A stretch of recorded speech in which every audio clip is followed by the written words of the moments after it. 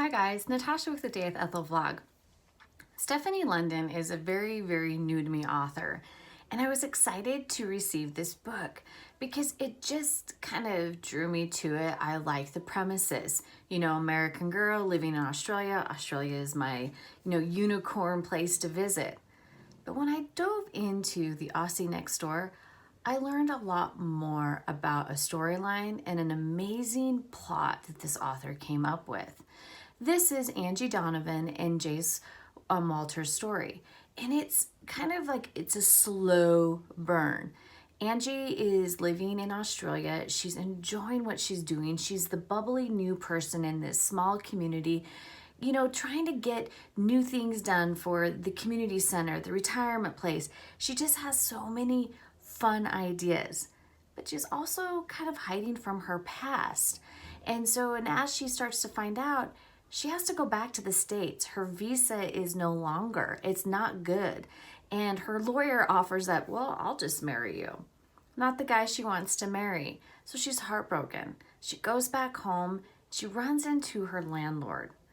Jace Walters is unique. He is set in his ways. He has his way, he likes structure, and he's been that way forever. Some would say he's a high functioning on the spectrum, but ultimately he's just a guy that likes everything in order and likes rules and, follow that.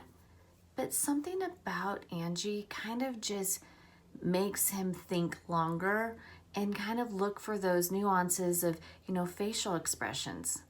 Now he sees Angie in a different light. She looks sad. She looks like she's crestfallen. And then when he talks to her, he finds out what's really truly going on. So he says, well, let's go find you a guy. Let's go see him, not really stalk them, but let's go find out if we can find you a guy in 60 days to marry. I mean, it's in the rom-coms.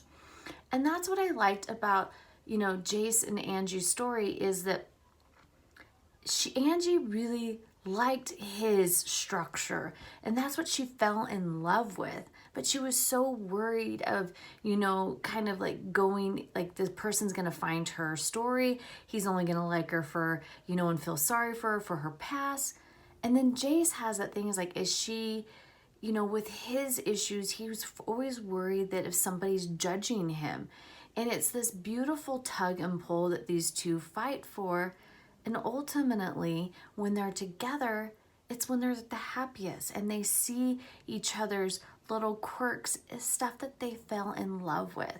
And I've highlighted several passages, and this is one that I love that Angie said about Jace. But Jace, you are different. We all are, because the only way we're not different from each other is if we're freaking cardboard box cutouts. And that's what I like about this story is that not every romance is a cookie cutter, and not every relationship is these cookie cutter, cardboard boxes. You have to find those quirks that are your lovable features that you fall in love with, your special someone. And that's what Angie and Jace do. They're not quirks. That's them. That's what they fall in love with. If it's eating plain porridge every morning for breakfast, then do it.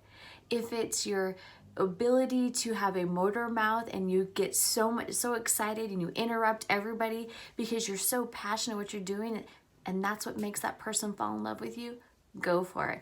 That is why the slow burn romance really, it got to me, and as I got into it, I fell more in love with these characters. So guys, this is the Aussie next door. This is the Patterson's Bluff 1. I think there's going to be book 2 because there's so many amazing characters that you meet throughout this stuff.